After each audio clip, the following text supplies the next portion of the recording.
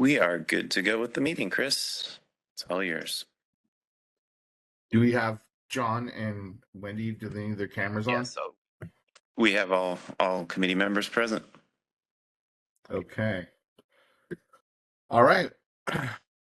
Welcome to the October 24th, 2025 California Board of Behavioral Sciences Policy and Advocacy Committee meeting.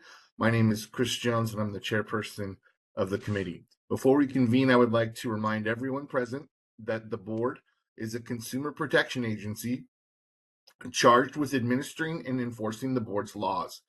While protection of the public is inconsistent, where protection of the public is inconsistent with other interests sought to be promoted, the protection of the public shall be paramount. The committee will meet by teleconference in accordance with Government Code Section 11123.5. Committee members will participate remotely from private non-public sites. The public may participate remotely or in person at DCA headquarters at 1747 North Market Boulevard, Suite 186, Sacramento, California, 95834. I will announce when we are accepting public comment on the various issues, and the meeting moderator will open the lines as appropriate. Each commentator will have, see, it says 3, but don't we typically do 2? Yeah. We're doing 3 yes, 3 right now. We're doing 3, okay. Each commentator will have 3 minutes to comment. Moderator, would you please provide the audience with instructions on how they may participate during the meeting at the appropriate times? Absolutely. As stated, you'll be given 3 minutes to speak, and I'll give you a 15-second warning before your time expires. To make a comment when the time comes, we're going to ask that people raise their hands by tapping that hand button at the bottom of the screen. Dial-in users will need to dial *3. We're showing instructions on the screen now, and we'll show them again when the time comes. Back to you, Chair. All right, thank you. I would now like to call the meeting to order and ask Christina to take roll call to establish a quorum. Good morning. Chris Jones. Present, LEP member and chair. Wendy Strack. Present, public member. Kelly Ranasinghe. Present, public member. John Sovek. Present, LMFT, pronouns he, him.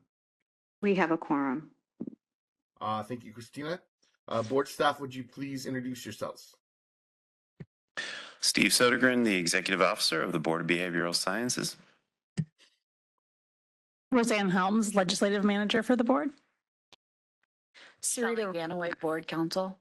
Sarita Risso, Special Projects and Research Analyst for the board. And that's it. Thank you. Now it's time for the public to introduce themselves if they would like. This is voluntary. Is there anyone in the audience that would like to introduce themselves? Do you have anyone in the, oh, there we go. Sorry, yes.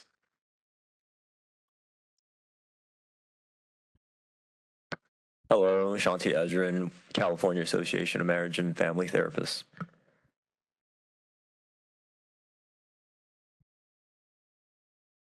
That's it. In-house. Is there anyone online that would like to introduce themselves?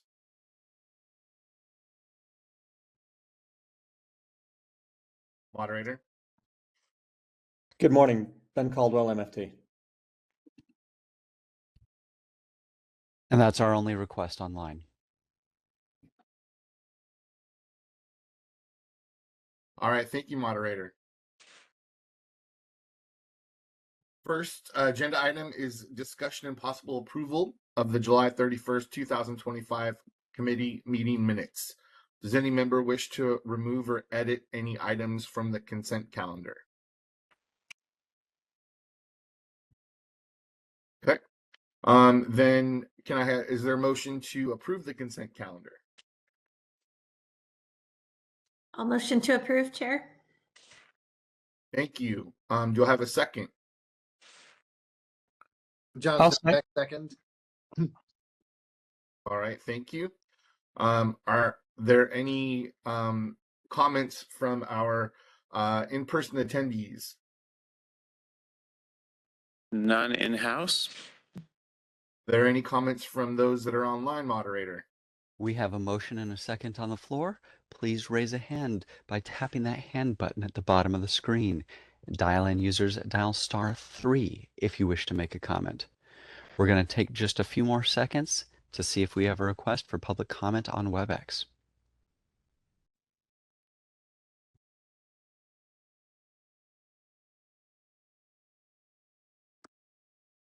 We have a comment from Stephanie Grabler. Hold on just a moment, please. We're sending you a request to unmute your microphone.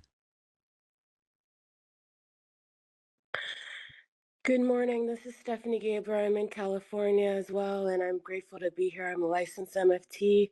Grateful for your time so that I can hear everything that's up to date with the BBS. That's all I had to say. Licensed MFT, Stephanie Gabler. Grateful to be able to be here online. Bye-bye. Thank you. Thank you. And that was our only request online. All right, thank you, moderator. Christina, would you please take the vote? Chris Jones, Yes. Kelly Ronasini, Yes. John Sovek, Yes. Wendy Strack. Yes. Motion carries. Thank you, Christina. Next on the agenda is the discussion and possible recommendation to make recommendations regarding possible amendments to the required notice to consumers. Roseanne, would you please provide us with the overview? Yeah, thanks, Chris. We've had some feedback regarding a bill that the board sponsored a year ago that we have a couple of possible unintended consequences. So we wanted to bring it back for further discussion. And the bill in question is SB 1024, which was passed in 2024, and it became effective in 2025. And it updated the procedures for licensees and registrants of the board to provide their license or registration information to clients. The change was prompted because with the increasing use of telehealth, it made the physical display of a license in a traditional office setting impractical in cases in which telehealth is being used in many cases. And so the board decided to update its display of license requirements. And so instead of requiring license at the primary place of practice in all instances, we amended the law to only require the display of the license at the primary place of practice if services are delivered in person. And then, in addition, because of that, to ensure that clients are given access to their therapist's license information, the bill also requires licensees and registrants in all cases to, in the required notice to consumers, provide their full name as filed with the board, license number or registration number, the license or registration type, and the expiration date. And so this must be given to clients prior to initiating psychotherapy services. And the intent is to ensure transparency while minimizing administrative burden to the licensees.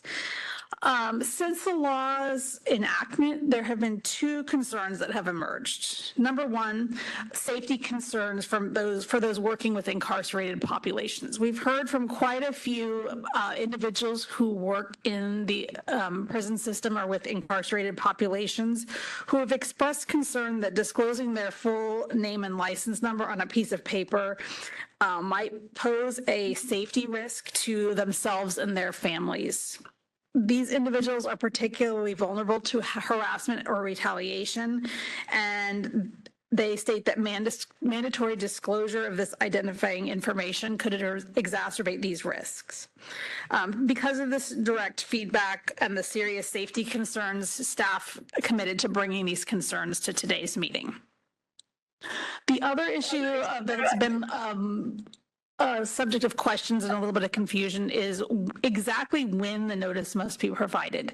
The law states that the notice must be provided prior to initiating psychotherapy services. So questions have arisen whether the intent is to provide the notice only when actual psychotherapy is being conducted or when any activities within the scope of practice of the licensee's profession, such as assessments, consultations, or supervision, are provided. In looking at the Board of Psychology's requirements, they also, because they also may have licensees that work in similar circumstances, they also have disclosure requirements. Psychologists are subject to Business and Professions Code Section 680.5, which our particular board is not subject to. They must provide their name, license type, and highest degree earned in either writing at the initial office visit or prominently displayed in an area visible to patients in the office. So that doesn't really hasn't really been updated to account for telehealth yet either. I think everybody's kind of in the process of doing that. The law does include an exemption for certain facilities licensed under Health and Safety Code 1250 and 1265. So these exemptions, it's a really broad net. It includes general acute care hospitals, psychiatric hospitals, correctional treatment centers, and nursing facilities. So that's a little bit broader of who is exempted from that. So the purpose of today's discussion, we want to have a discussion and provide direction on whether further legislative or regulatory clarification is needed. Some things to consider: should the board consider exemptions or alternative disclosure methods for licensees working in high-risk environments such as correctional settings? If so, how would we concisely define these settings so that it was easily understood by everybody? Additionally, how should the board balance safety and privacy of practitioners with the rights of vulnerable populations to be informed about identity and credentials of their provider? And then the second question, should the law or accompanying guidance clarify whether the disclosure requirement applies only to psychotherapy or to all professional activities within the licensee's scope of practice? So a few different possible options for discussion in looking around and doing kind of a little bit of research in other states. There is a possibility that the board could decide to change the required notice what's included there to just the license number and only provide a lookup. That way the direct name and is not directly provided. Another thing that is a possibility is there is a provision that applies to some DCA healing arts in section 680, where there's some language in there that says the employing entity or agency has discretion to make an exemption for individual safety or therapeutic concerns. So some language like that is a possibility as well, but we wanted to start the discussion and see where we want to go from there. So with that, I will open it up to the board. So Roseanne, I have a question. How if someone is incarcerated and they're receiving psychotherapy services, how is the therapist required to identify themselves currently?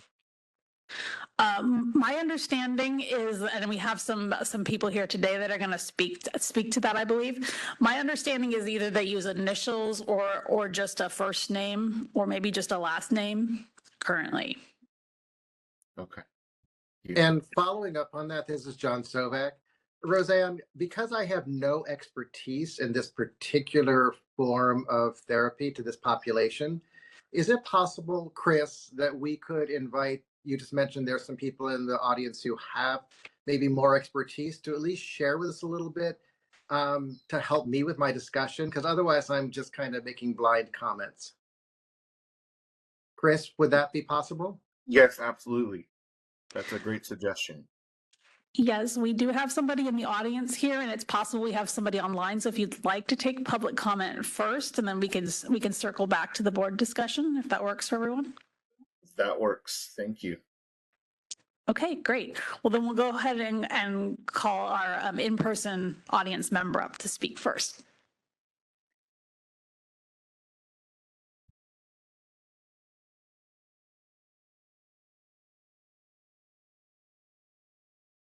Good morning.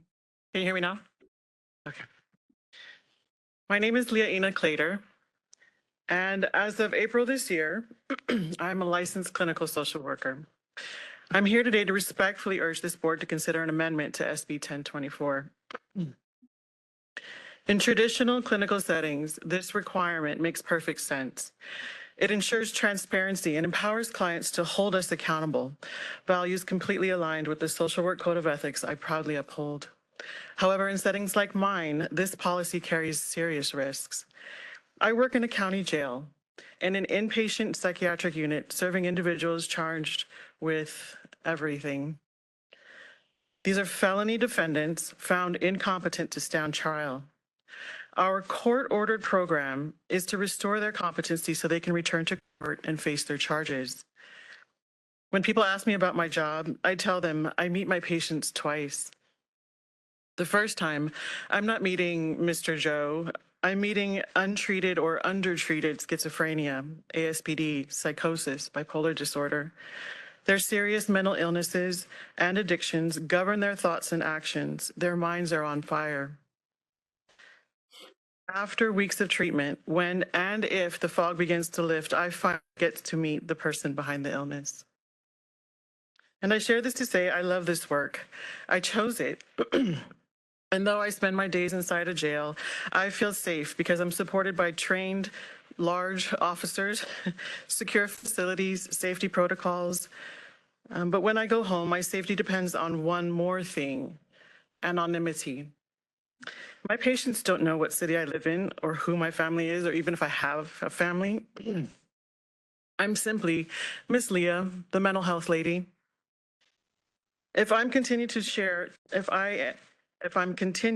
to be required to share my full name and license number, I lose that final layer of protection. That information can easily lead to my address, despite me having a PO box number. For individuals with psychiatric and legal instability, this creates real danger, not just for me, but for my family. I still remember a patient who once threatened to find and harm one of our team members after release. Thankfully, that patient only knew his first name. So I didn't come here just to complain. I came here with a suggestion and one possible solution. Use the in-house grievance system already established in locked facilities. These allow inmate patients to file complaints safely and anonymously. Once a grievance is filled, the investigating 15 body seconds. can access the clinician's full information as needed. This approach preserves both patient rights and clinician safety.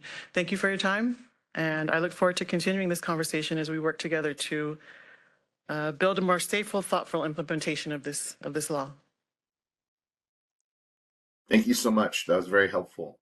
Chris, may I ask, are we allowed to ask questions to interact with our speaker? Yes, absolutely. So, Miss We want to Leah. make informed decisions, right? Sorry?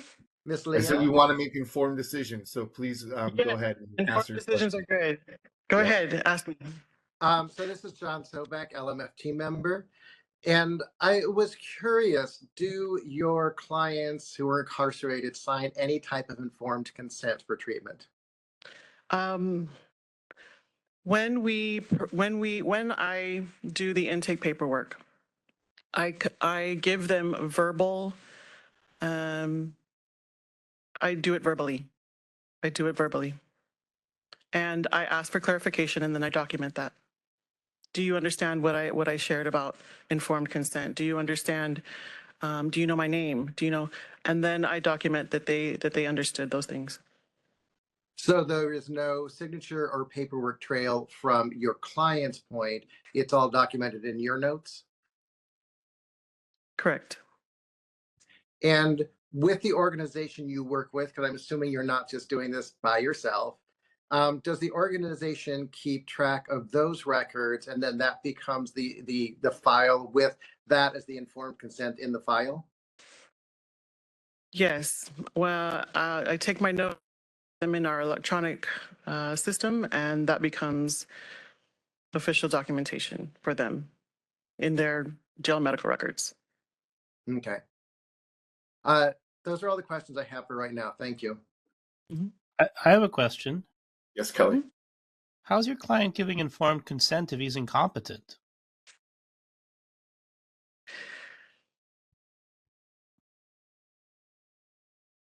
Exactly. We do our best to explain who we are, their rights, We do our best to explain where they. One thing that I offer my patients is, hey, if you forget anything that I just said, let's talk again. I do run a psychoeducation group every afternoon with our patients. And these are the things that I bring up in group so that everybody can hear and know who I am. We introduce again our team members. We we introduce our purpose. I just do my best to continue to reintroduce myself. I have a badge with my name on it. We do our best to educate them and Okay. document that when we do it. And that documentation is held by the facility, or is it held by you? It is held by the facility.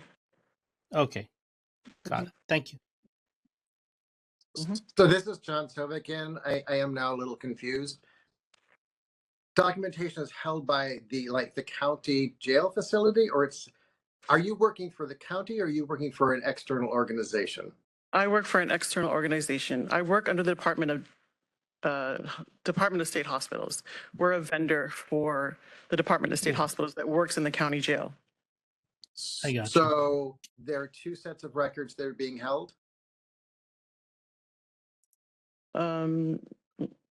Two sets of the information that I provide into our electronic record system is accessed by county and also accessed by county like medical facility, and I'm sorry, the county like medical providers, and also by the Department of State Hospitals. Okay. And I do want to let you know, this is not hot seat gotcha questioning. This is actually me trying to find information. So I want you to know, I'm not trying to set up some trap or something. I really want to let you know. I just need information. Sure. Okay. And I as well. If that question came out as sharp, I was just thinking about it, and I apologize. I did not mean it to come out as sharp. That's okay. Any other questions from our committee members? Yeah, I have a question, sort of on the patient complaint side. I have no experience. I'm not a therapist. I'm a public member, and have no experience either providing therapy or being in a jail setting. But I imagine there is some sort of complaint process within the jail setting. So if there is a patient who, you know, by some chance ends up with a provider who's not acting in their best interest, I think you mentioned there is a process for that. Can you, to the extent you know about it, not that you're an expert at all things that happen inside a jail, but to the extent that you have, what does that complaint process looks like? Because I think I'm just coming at it from the perspective of making sure that the patients have a way of communicating if there's anything happening that they're not comfortable with. Yeah, absolutely. There are several ways that a patient inmate could receive support. And again, the suggestion that I brought this morning was one of many solutions that could be implemented. There is an in-house system called the grievance system. Upon arrival, the patients are given a little book from the county, which has that process laid out. In and around our units all over the jail, there are posted directions on how to file a grievance and a complaint. It's anonymous, it's safe. There's several steps that they can use. They can use a 1-800 number. They can have their families call a 1-800 number. They can, I think it's called star 93 that they can dial and talk to somebody and file a complaint. So there's a already set in-house grievance system that they may use. And my small suggestion was, if and when someone were to file a grievance, then we can disclose our full name and our license number for them to follow up with the board. So there's already a system in place. They fill out a form. and it's put in a box on our unit, and the sergeant comes by and he picks up those grievances and he addresses them one by one. And I think that those things go into their jail records. I'm pretty sure they go into their jail records and they're dealt with within the jail. So in a nutshell, that's what someone could do if they needed help for anything. Okay. You know, working with staff, it's for anything. They can use that system to then say, hey, you know, this therapist did or said something ridiculous and I need help. And then the county can go, okay, here's her name, here's how to file a formal complaint. But giving it to them outright, like I said earlier, there is wisdom in that. Yeah, I totally understand the safety concerns there. You're definitely working with a population that you know, is probably somewhat unpredictable. I just wanted to make sure that there's a way for them to seek help if something has happened, because you never know. There could be somebody who's not acting in their best interest, and For sure. I just want to make sure there's a way for them to deal with that. I just thinking as well, there's also two other ways. There are sick call slips that they can fill out to speak to a medical provider, and there's also a program slip that they can fill out. These are green and white slips that that they have access to every day, that can be turned into someone other than me, someone other than the mental health clinician, that can address whatever concern that they may have. So there's actually three things that they can, three ways to alert someone that they need support, that they need help, or they want to make a complaint. Okay, thank you so much. I appreciate it. Mm-hmm. Any further, John? Yeah, this is John Sovek, LMFT again. Just to follow up on this system of reporting, is there currently in place a system that does cross-reference to your agency if a complaint is made? So if they go through any of those steps you've decided, you said like the person on the ward would look at it and then handle stuff, or they call the number, the star 9893, I forget. And is there already a system in place that would automatically send this over to your system or the provider systems with other organizations, to the best of your knowledge? Not that I know of, no. That's what my suggestion was, is to tuck that into the grievance system that's already in place, so that if they do file a complaint about programs, vendors who come in and support this population, they can, that will afford them access to my full name. And I just want to remind you guys that the topic of discussion is making recommendations regarding possible amendments to the required notice to consumers. And we're getting a little bit off topic, which is not consistent with Bagley-Keene. So can we please move back to that topic? Thank you. So this is John Sovek. Just I want to respond to that. As I said at the beginning, this is not a system I have knowledge of. And so what I'm trying to do is understand before I'm trying to make any recommendations just blind. That's actually why my questions are specifically asking about how the system is currently working. Yes, John, I understand. That's why I let it go a little bit. But it's also asking about a system for which she's not in charge of. And there are multiple other agencies that are involved within the grievance process. And so I don't want her also talking out of turn. Mr. What was your name? Amit Sovek, the one online. Mr. Sovek? Yes. Come visit us. Come visit us, please. Come visit us. Roseanne has my information, and I'd love to have you come by and show you what we see and do. Thank you. All right. Kelly, did you have another question? I just think this discussion, because it has a lot of privacy overtones and constitutional overtones, and we have to sort of balance the we're balancing privacy interests with safety interests with the rights of incarcerated populations. It's a really complicated discussion.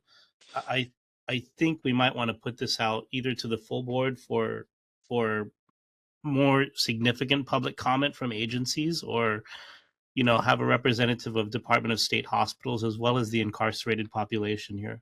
I don't know. That's just my thoughts. It's a really long discussion. No, I agree, Kelly. I think we've all been pretty clear that we have very limited knowledge of this system. Completely understand the safety concerns and do not want to minimize those. But then, we're also in charge of, consumer protection. So with that being said, if we don't have enough information about what the system is and how those consumers are protected, I don't know that we can make an informed decision or recommendation without further information. I agree. And that so it's not so let's get comments from the public, and then we can kind of circle back to if that helps or if we need more information. So thank you. Appreciate your time. Thank you all very much. I will say this. This is a requirement now, and we're doing this now. And so if we keep moving the goalpost for a solution or resolution, it's the toothpaste out of the tube. We can't put it back in. So thank you.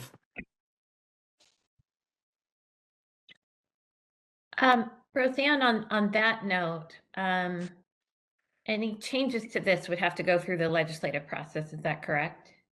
That is correct. Yes. Okay. So I just want to make sure that I understand the concerns expressed and the significant safety concerns that she has shared, but whether we act today, we would still have to go through the legislative process to change the bill. So that would be probably a year either way, correct?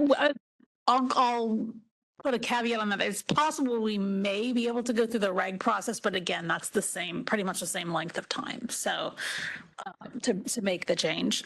So whichever one we use.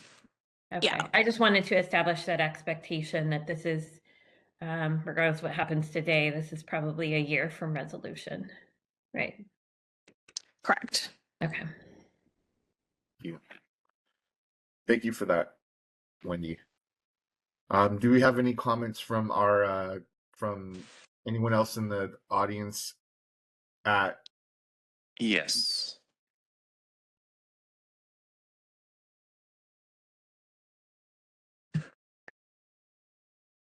Hello. Okay. Hello, Shanti Ezrin with CAMFT. Roseanne, thank you for highlighting the different concerns and bringing it to committee discussion today. And since I'm also giving thanks, thank you for your work, you and your team's work on the changes to the FAQ and the clarifications that you made there. So I wanted to address the first concern here. We definitely at CAMFT recognize the concerns around disclosing full name and license number for those who work with high-risk populations. I will share that we don't have a hard position on any of the exemptions, the alternative disclose methods, or the other options that are presented at this time. Like committee members had just said, it's a very complicated issue. It's really important for us to find that balance with consumer protection and also the safety of providers. And it really helped today to hear some of the comments, the options from staff, also the comments and information from stakeholders in the room today. What we plan on doing is taking it back to our team to assess this a bit further, and we're happy to come back in the next meeting and share our input with staff and committee members. And then I don't know how much time I have here. Have we already talked about the second concern, or are we returning back to that? Not yet. It sounds like this is going to be a continued discussion. So we'll see what the feedback is today and where the committee wants to go. Okay. So should I come back on the second concern for public comment, or? You could talk about it. Okay, then just really quickly, the second piece with the scope of disclosure requirement, we took a look at that and didn't find any consumer protection issues with regard to the scope of disclosure requirement. We agree with the staff's comment in the materials that the law seems to be pretty clear that the notice must be provided prior to initiating psychotherapy services. Perhaps this is something that can be further clarified in the existing FAQs if that were to stand. And I did check with our attorneys, and I'll share that at CAMPT we haven't received any questions about this from our members, and that's related to the scope of disclosure requirement. Thank you. Thank you, Sean.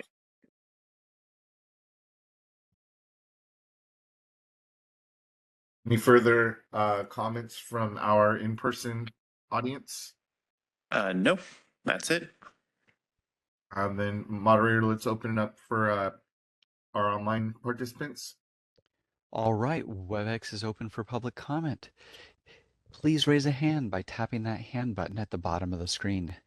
Dial-in users dial *3 to raise your hand, and we will call on people in the order we have requests. We're going to take just a few more seconds to see if we have a request for public comment on this topic.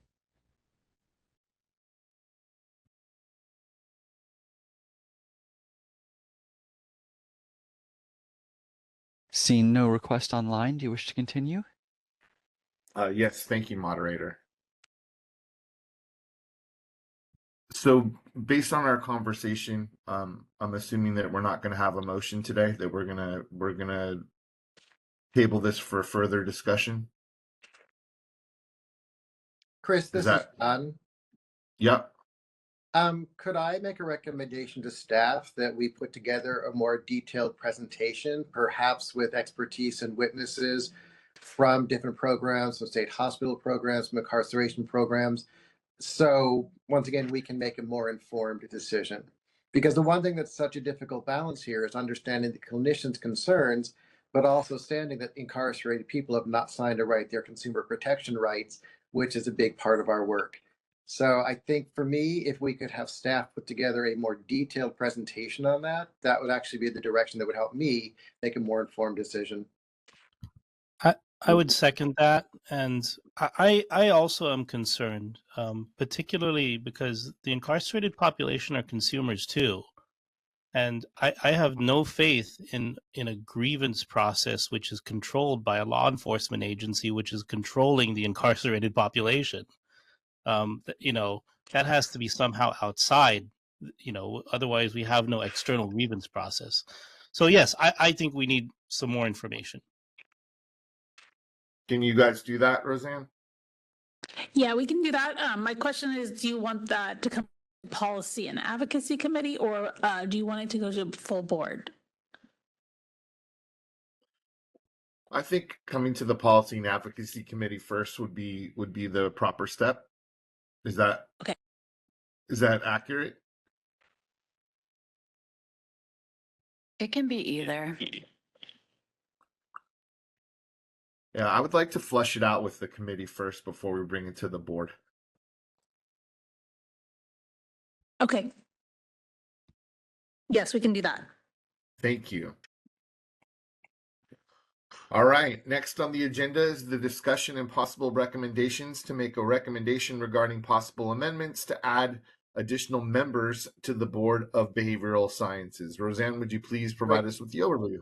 Chris, this is John. We didn't talk about the second part, did we? Of 4? We did not, but since we're gonna bring it back, we can address that as well then. Cool, got it. Yeah, I don't know. Yeah, I don't know that we can discuss the second topic before we've kind of got a direction on the first. Yeah. So we'll bring that back as part of the discussion at the next meeting. All right. Thank you. Go ahead, Roseanne, with the overview of the additional board members. Item 5. Okay. So this particular agenda item discusses whether the board should consider sponsoring legislation to expand its membership from 13 to 15 members by adding one licensed professional clinical counselor member and one public member. This is based on a review of comparable boards under DCA and the continued growth of the board's LPCC license population, and a suggestion for an agenda item for that. So current law in Business and Professions Code section 4990 sets the composition of the board as 2 LCSWs, 1 LEP, 2 LMFTs, 1 LPCC, and then 7 public members. The last time members were added to the board was in 2009 when SB 788 established the LPCC license. The LPCC license, however, didn't get up and running in 2009. So at the time SB 788 was run, the board had 11 members, and then under SB 788, one public member was added in 2010, bringing it to 12. And then when the LPCC license was actually officially underway in 2012, it brought the total to 13 members. So we basically went from starting in 2009 with 11 members, we went to 12 members, and then eventually when LPCC license actually started getting issued, we had the 13 members that we have today. When it was originally introduced, SB 788, which is the LPCC Practice Act, had originally proposed increasing the board by 4 members, 2 LPCC members, and 2 new public members. However, that was amended out of the bill as it moved through the legislature, likely due to fiscal considerations. I put together a chart that shows the composition of numerous boards under DCA. It's kind of all over the place. Some key takeaways. There are other boards of smaller or comparable size. We have accountancy board, dental board, and medical board that have 15 board members. Roughly equal number of boards are licensed majority versus public majority. This particular board is a public majority, which is why I'm proposing that, or suggesting that if we added an LPCC member, a public member also be added to keep the public majority. Most boards except Vet Med Board have an odd number of members, and that's likely to prevent tie votes. There doesn't really appear to be a meaningful correlation between the size of the licensing population and the number of board members. I tried to vet that out in the chart one, as you'll see, but really a major pattern that sort of shines through. I will say that while many boards only oversee 1 or 2 practice acts, this board is responsible for regulating 4 distinct practice acts. And then looking at the board's license and registrant population, there has been a rapid growth as it's ramped up in the number of LPCC licenses over the years. It's a very large percentage change of about 250 to 275%. It should be noted that about 1,700 of the board's 4,800 total LPC licensees, which is about 35%, are duly licensed, meaning they hold another license with the board, most commonly LMFT, where for LMFTs, that number is only at about 5% of LMFTs being duly licensed. So that's kind of the information so that you can discuss and consider what you would like to do. I'll open it up for discussion. Roseanne, you cut out for me on the very last part of what you said. Saying that for LPCC licensees, about 35% of them are dual licensed, which means that there's they have most commonly LPCC and LMFT dual license. For LMFTs, that number is about 5.1% of LMFTs are dual licensed. Okay, and then when I was reading the material, I just want to make sure that I'm clear on this, that there's no threshold for a number of licensed members, number of licensees to licensed members on our board. No, there's nothing in statute. And then looking at the other boards and I tried in chart one to sort of vet out the licensees per board member, and there's really not an identifiable pattern that really shines through. It's kind of random looking, so it's kind of all over the place. So then how is that, I guess my question is how is that decision typically made when they decide that they need to have, I mean, I know that we represent 4 different, practice acts, right? Or yeah, 4 different practice acts. So we're a little different than the other boards. But how is that decision typically made as to when it's the right time to add another, licensed member because of a growing population of licensees? I haven't really seen it happen in my time here, which has been about 15 years. We saw it with the LPCC, and they did originally propose 4, and there was some budget problems around, we were in the middle of the big housing downturn in 2009, 2000. So that's and the state was doing furloughs at the time, so that's probably why it was cut. So at the time, that shows that there was a desire for some extra board members. I haven't really seen a lot of them added. We raised it during sunset. They sort of didn't bite and add another one, which is what I thought it might happen. So it's going to really, if the board decides to move through, it's really going to be probably the business and professions committees that are really going to decide if they're going to let us do this. But we're just, since we've noticed that there is a large percent increase, there was a suggestion that we try to bring it to the board to see if the board wants to try to do it. But yeah, it's really kind of, I mean, looking at the boards, I don't see any particular patterns there. I know that Nick has been, our LPCC member has been a strong advocate for this since he got onto the board. So I understand that that's where this is started. Do we have any questions from our other committee members? This is John Sovek. Oh, go ahead, Wendy. Okay. I was just going to say, I really was hoping that there was some sort of pattern or process that would emerge from the research to really kind of support a decision one way or the other.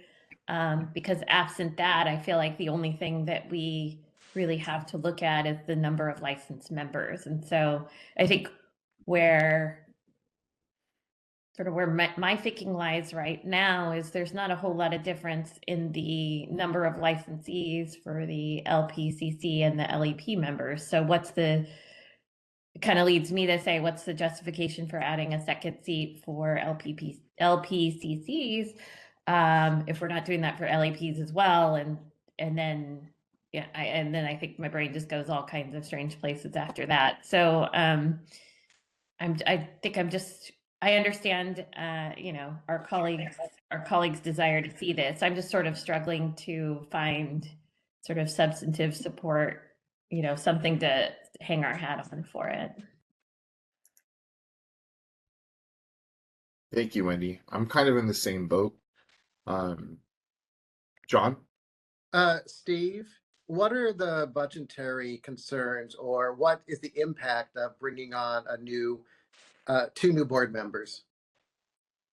2 new board members, we would have to, what we would look at is, per diem and travel costs. So it would not be a major cost difference. It's stuff we could absorb. Administratively, it adds another complexity. We have 2 more people we have to work with. So, I think, I think really financially, it's not that great of a deal.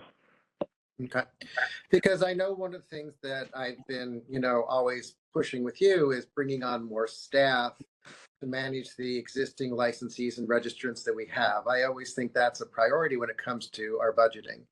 And in this particular case, in adding this board member and then realizing we'd have to, at the same time add another public member, when I look at the numbers that Roseanne provides in this chart, it feels like right now the representation is very proportional.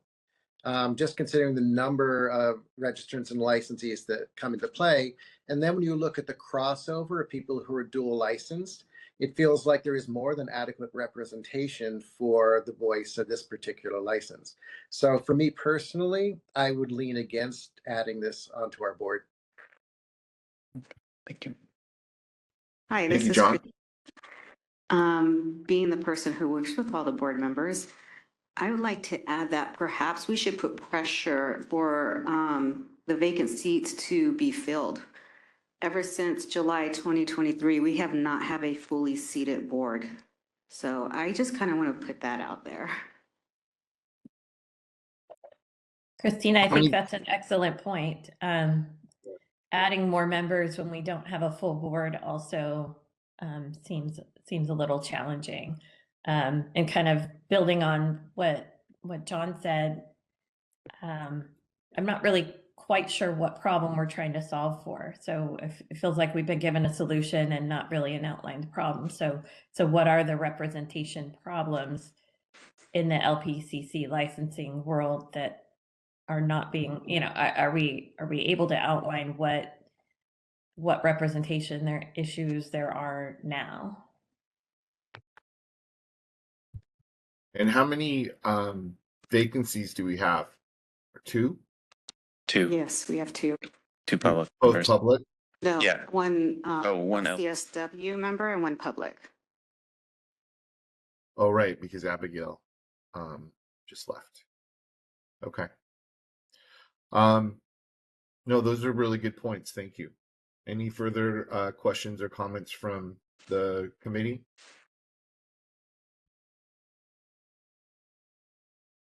Do None we from need me. to? Okay. Do you need to make a motion?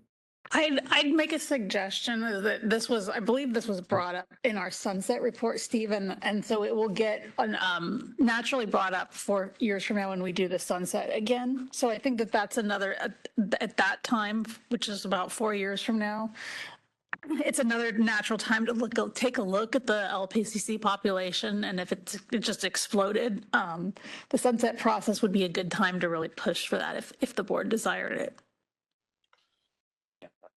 No recommendation. Yeah, I think that's I mean that's fine. We'll get also comments from the from the public. I think what I would like out of this is to kind of bounce off of Wendy's point. There doesn't seem like there's any rhyme or reason to the number of licensed board members to the ratio of licensees. I think I would like to talk about, should there be a process and what is the threshold? Because just saying, hey, we need another board member for representation. Wendy had a great question. What problem are we trying to fix? Do the LPCCs feel that there's not enough representation? And as an LEP member, there's one of me, and we have not that many fewer member licensees than the LPCCs. So I'm just curious as to the rationale for the request, and maybe this is opening up a new or exposing an issue that should be addressed, which is how do we fairly quantify the number of representatives that each license needs on the board, if that makes sense. So that I think this raises a lot more questions than it does answers, at least for me. And I think that for some of my committee members, that's also true. So with that being said, if there's no further comments from our committee, then I'll take comments from in-person participants. None in-house. Excellent. Thank you, Steve. Moderator, are there any comments from our online participants? WebEx is now taking public comment. If you'd like to make a comment, please raise a hand by tapping that hand button at the bottom of the screen. Dial-in users dial *3 to raise your hand. And our first request is coming from Ben Caldwell. Hold on just a moment, please. We're sending you a request to unmute your microphone.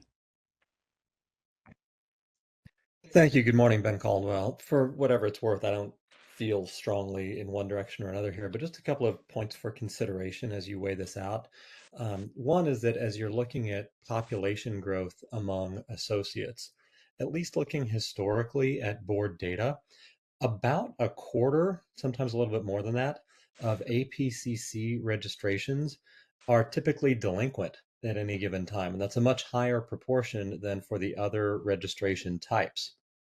And we can speculate about why that is, but it's worth holding in mind that proportionally speaking, probably less of those APCCs make their way to LPCC licensure than the other associate types do. Personally, I think that's probably because people are initially registering as dual registrants, and then if they find they can get licensed as an MFT a little bit faster because they can count those pre-degree hours, they might just let the APCC registration drop. Now, that may not be the reason, but it's just a thing worthy of consideration. When it comes to the possibility of adding board members, I think I and other stakeholders are well aware that board service places significant demands on the time of all of you as board members. And so I would think that the primary consideration would be basically time management. Is your workload as board members becoming such that you need some relief? And I don't have any good metric for that. But I think that would include things like disciplinary hearings and committee service like this. If it seems like the workload for board members is high enough that it discourages board service, that to me would be a clear indicator that it might be worth adding board members, regardless of the particular type of member. Thank you. Thank you, Ben. And that was our only online request. All right, thank you, moderator. Committee, John? So, Chris, I'd like to make a recommendation based on Roseanne's statement from earlier that we defer this to the sunset bill that's coming up in 4 years. So we don't take it off the table, but we look at it again when that comes up to see if it's something to fold in at that time. I think that's a good idea. Do we need to have a motion for that, Roseanne, or is that just the recommendation that you guys can do? That's just the recommendation. There's no action needed. We'll table it to then. I can try reaching out to the Senate BMP committee and see if they have any rationale for what the threshold might be. I don't know if they'll know or not, just because it might depend on legislator membership. But yeah, we can have a conversation around 4 years from now when we look at new numbers. Okay. I would also like, I think, to get more information from either Nick or from the Cal PCC organization, whether or not they feel underrepresented on the board and what it is that they are looking for. How would that support their licensees if there's another LPCC member on the board? Okay. And Chris, I'd also like to just reflect, we haven't heard from them at all today. Right. So I think that's an interesting thing about what the impetus of this is. Yeah, I agree, John. Yeah, and Roseanne, like if any of that outreach kind of yields any interesting information, you can always bring back an item sooner if for some reason a more clear problem and resolution, a recommended resolution becomes clear, sooner than that 4 years. I mean, it can always be brought back, but. Definitely. Yeah, we'll definitely kind of monitor and if there seems to be a compelling need, then we'll act sooner. All right. Thank you, Roseanne. Okay. Next on the agenda is the discussion and possible recommendations to make recommendations regarding proposed amendments to the Business and Professions Code, amend BPC 4980.43.2, 4996.23.1, and 4999.46.2 regarding advisor assessment for supervision via video conferencing, and amend BPC 4990.26.1 and 4990.26.2 regarding training in human sexuality and child, elder, and dependent adult abuse assessment and reporting. Roseanne. Thanks, Chris. I know that was a lot of numbers.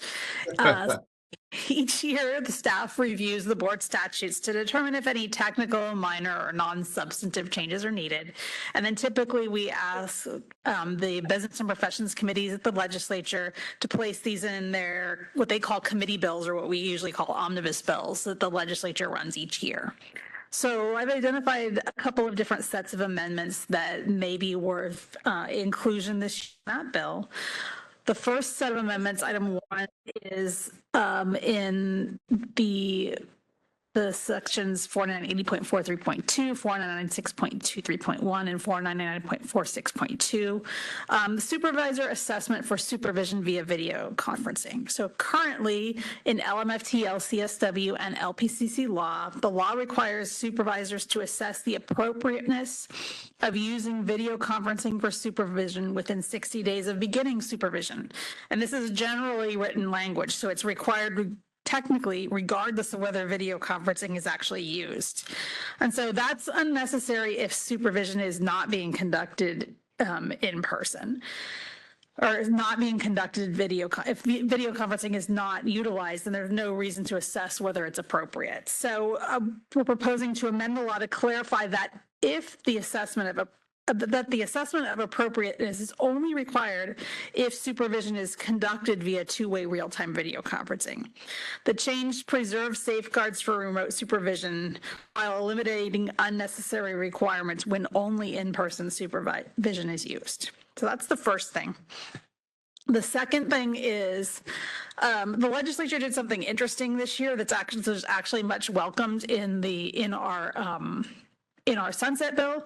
It took 3 code sections, or actually 2 code sections we're talking about today. It took our human sexuality and our child, elder, and dependent adult abuse requirements. Those were currently in general Business and Professions Code statute, and they applied to both our board and Board of Psychology.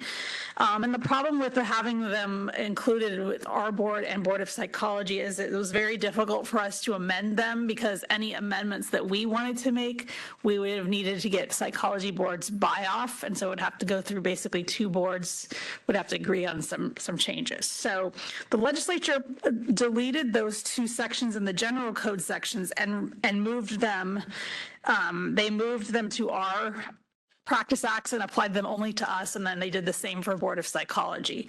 So now we have these sections that apply just to us for the first time in however long, many years. And they outline the scope, content, and sources of the trainings. And because it's been so long since we could really amend them meaningfully, there's some language in them that's a little out of date. I will say that we do plan to do a more comprehensive review of the actual content of these requirements as part of our LMFT and LPCC education sort of overhaul that we're working on in Workforce Committee. So these changes are mainly superficial. We do still need to do some more meaningful changes, but there's a few changes that we think that we could make right away. And so the changes being proposed today, first, for the human sexuality changes, requirements, just getting rid of some outdated language that says basically if the board proposes to establish training in human sexuality, then they need to consult with other licensing boards. That training is already established and in law, so there's no need for that language any further. And then in relation to the child, elder, and dependent adult abuse requirements, I want to propose clarifying that the 7 hours in child abuse assessment and reporting must be California specific. The law currently references the Child Abuse and Neglect Reporting Act, or CANRA, which is California specific, but a lot of people don't see that subtlety. So we want to specifically state that it's California child abuse assessment, so that it's crystal clear in the law that it has to have California content. Also proposing to remove the provision allowing that course to be taken from a professional association or a local county or state department of health or mental health. The board doesn't accredit or approve these sources, and for most other courses, we only accept coursework from either an accredited school or a board recognized CE provider, so they probably should be from the same source as all of our other coursework is required, not non-CE providers. And then finally, there is an exemption, which is a little bit concerning in the child and elder and dependent adult abuse requirement. It provides an exemption that allows applicants to opt out of this coursework by demonstrating it's not relevant to their current practice. As far as I know, as far as staff knows, it's been a very long time since we've had anybody try to opt out, but it's not something we would likely entertain because child abuse can affect individuals across a wide range of settings, and a therapist's current practice might not represent future needs. So they should have that as one of their education requirements qualifying for licensure.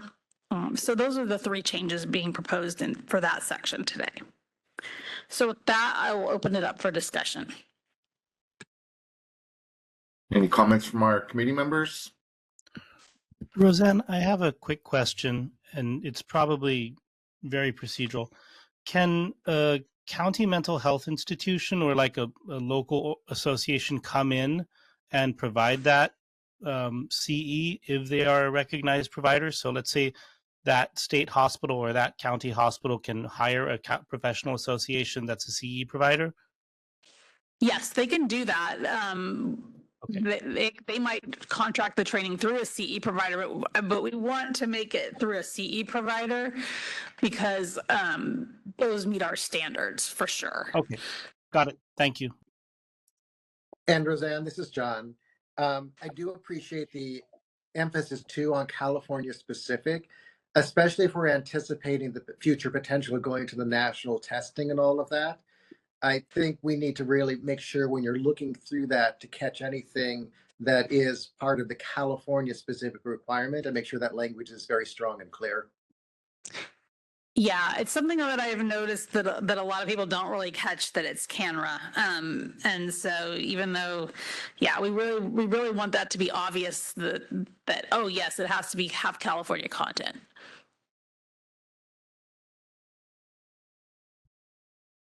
Any other comments from our committee? No.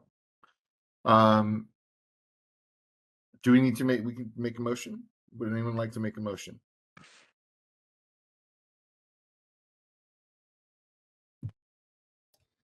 I think do we need to take public comment? Not first. We take it after we make the motion. Yeah.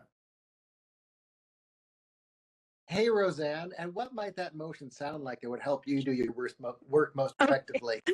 Motion would be to direct staff to make any discussed changes and any non-sub changes, and to pursue and to recommend that the board can pursue as a legislative proposal. This is John Sovak. I so move. Christina, does that give you the language you need?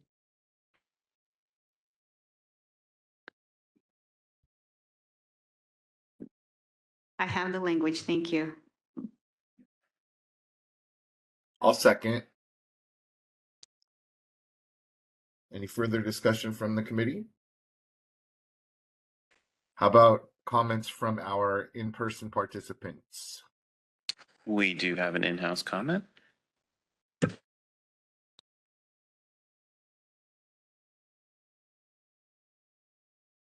Hello again. Hello. Hello, Shanti Ezrin with CAMT. I'm going to make my public comment very short here. We reviewed the proposed amendments and have no concerns with any of them. Thank you, Roseanne.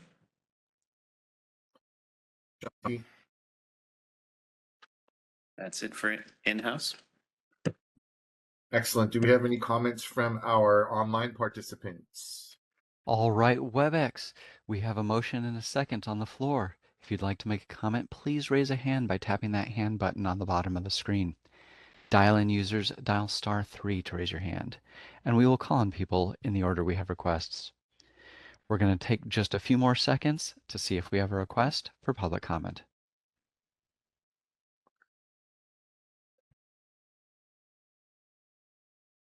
Seeing no online requests, do you wish to continue with the motion? Yes, thank you, moderator. All right, Christina, would you take the vote? Chris Jones? Chris Jones? Yes. Kelly Ronasinghe? Yes. John Sovek? Yes. Wendy Strack? Yes. Motion carries. Thank you, Christina. Next on the agenda is update on board-sponsored legislation. Roseanne, back to you.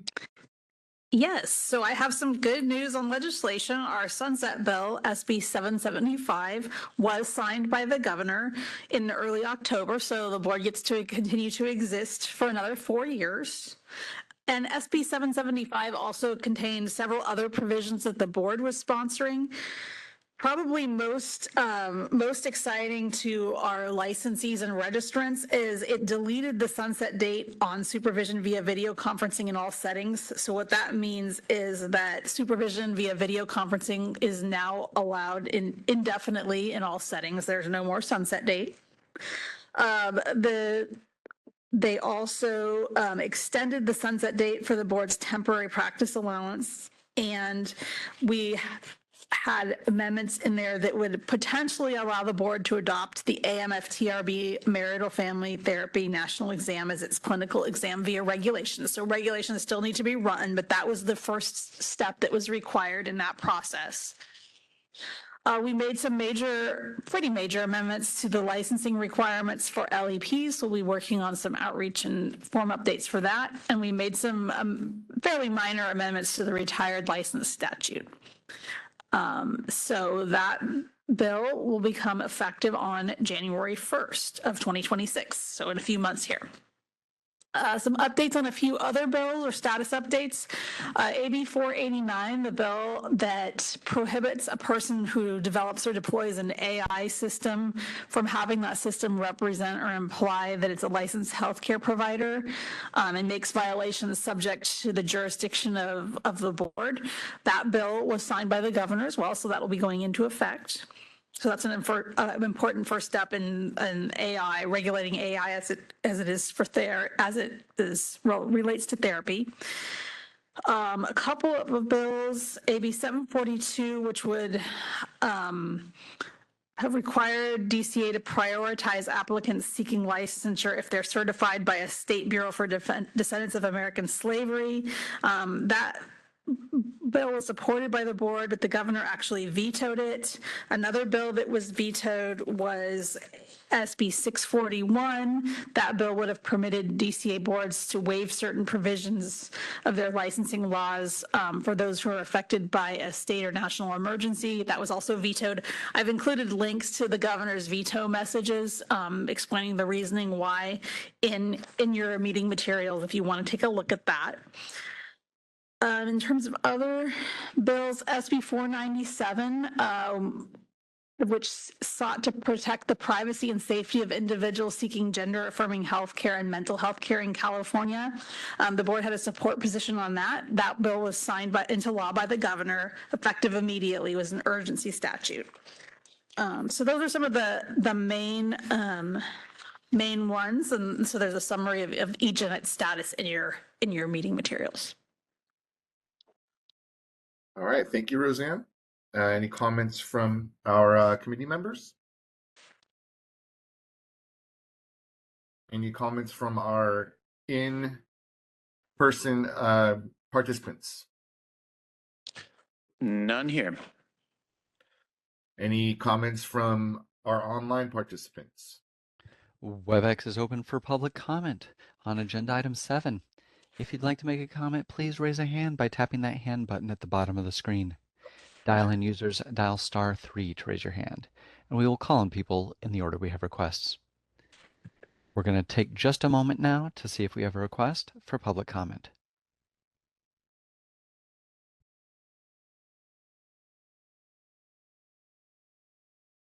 Seeing no request online, do you wish to continue? Yes, thank you, moderator.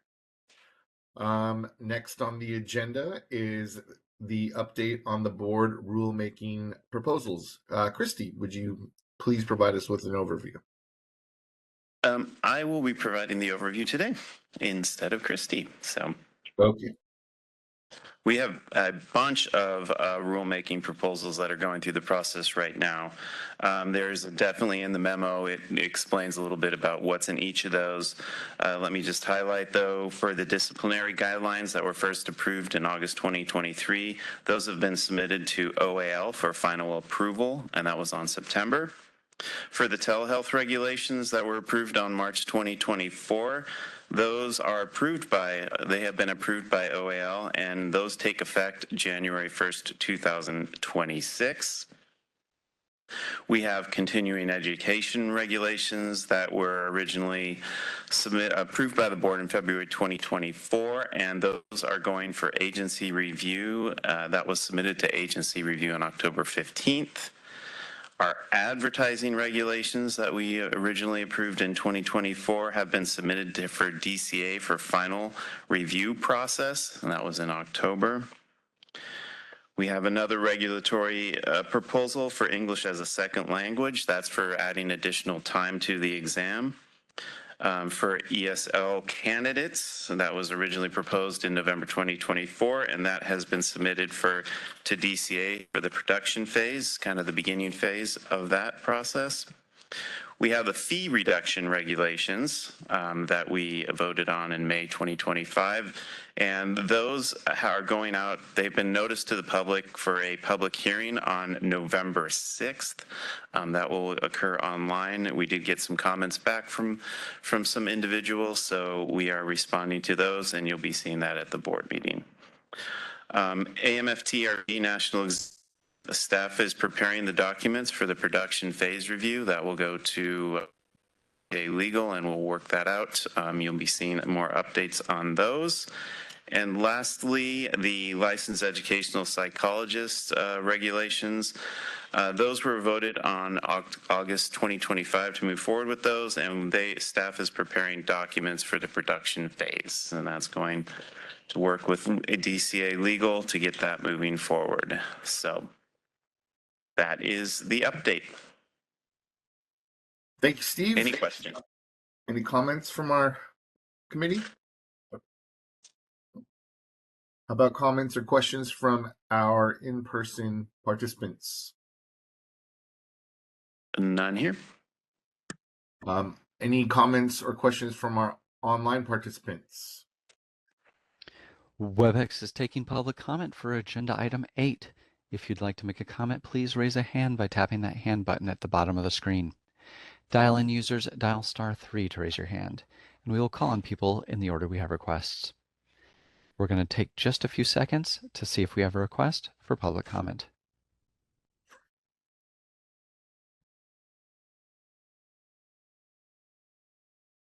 Seeing no request, you wish to continue? Yes, thank you, moderator. Next on the agenda is suggestions for future agenda items. Do any of the committee members have a future agenda item they would like to suggest? Okay, do we have any suggestions from our in-house? In-house, sorry. No problem. Losing words. No. In-house participants? No comments here or public. Okay. Yeah. Thank you, Steve. Any suggestions from our online participants? WebEx is taking public comment for agenda item 9. If you'd like to make a comment, please raise a hand by tapping that hand button at the bottom of the screen. Dial-in users dial *3 to raise your hand, and we will call on people in the order we have requests.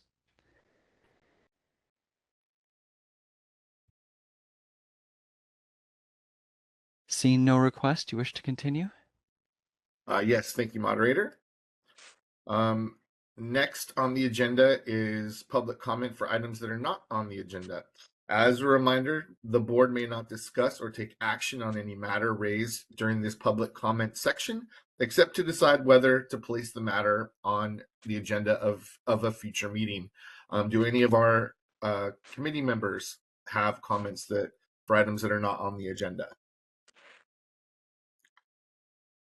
Are there any comments from our in-person participants? Nope, none here. Thank you. Any comments from our online participants?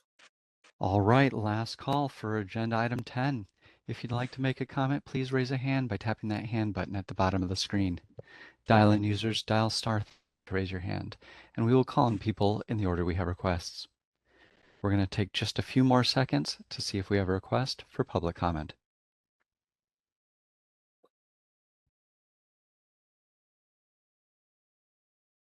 Seeing no request, you wish to continue? Yes, thank you, moderator. Next on our agenda is adjournment. Thank you everyone for participating today. As a reminder, our next board meeting will be on November 20th and 21st in Sacramento. We hope to see you then. Have a wonderful weekend and go Dodgers. Thanks, everyone. All right. Take care, everyone. This is the moderator for those who are participating in the workforce meeting. That is coming up next at 1 p.m.